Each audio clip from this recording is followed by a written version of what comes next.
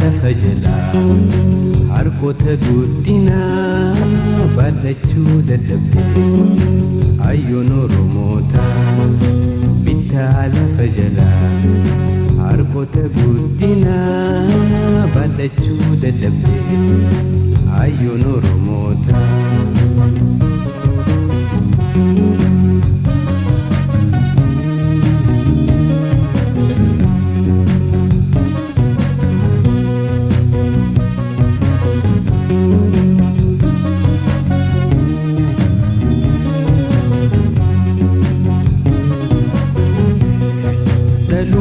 Baay'ee cinaan dargaggoota dhaluun kee baay'ee cinaan dargaggoota ka jiru siif gahaa ka du'ee maa'oota bittaa lafa jalaa harkoota guddinaa baadhachuu dadhabde hayyoon Oromoota bittaa lafa jalaa harkoota guddinaa baadhachuu dadhabde hayyoon Oromoota.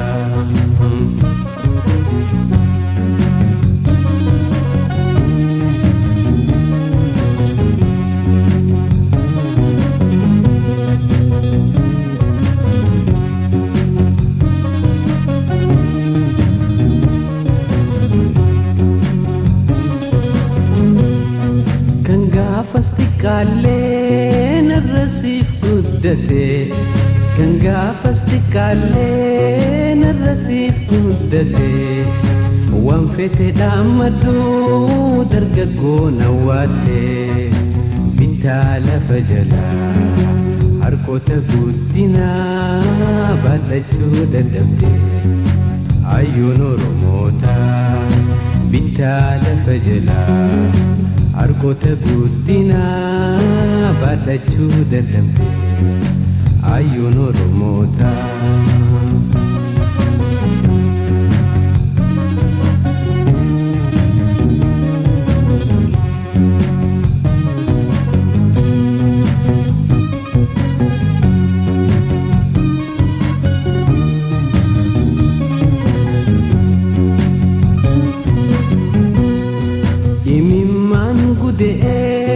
Kanan garraayee imimmaan gudee kanan garraayee qamaan dhiqatan mee dinoonni tattaa'e bittaa lafa jalaa harkoota guddinaa baadhachuu dadhabde hayyoon Oromoota bittaa lafa jalaa harkoota guddinaa baadhachuu dadhabde hayyoon Oromoota.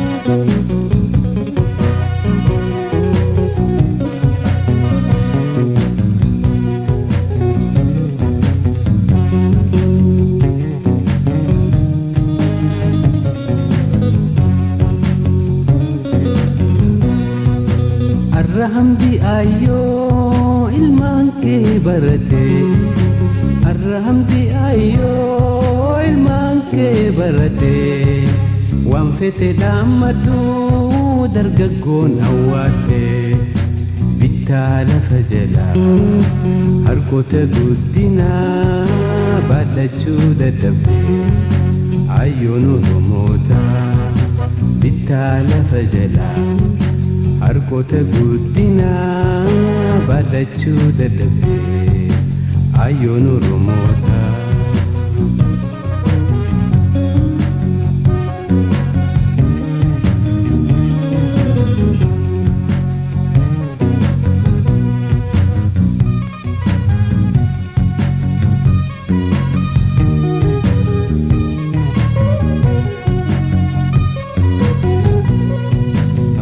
bittaa lafa jalaa harkoota guddinaa baadhachuu dadhabdee ayyoon Oromoota bittaa lafa jalaa harkoota guddinaa baadhachuu dadhabdee ayyoon Oromoota bittaa lafa jalaa harkoota guddinaa baadhachuu dadhabdee ayyoon Oromoota ayyoon Oromoota.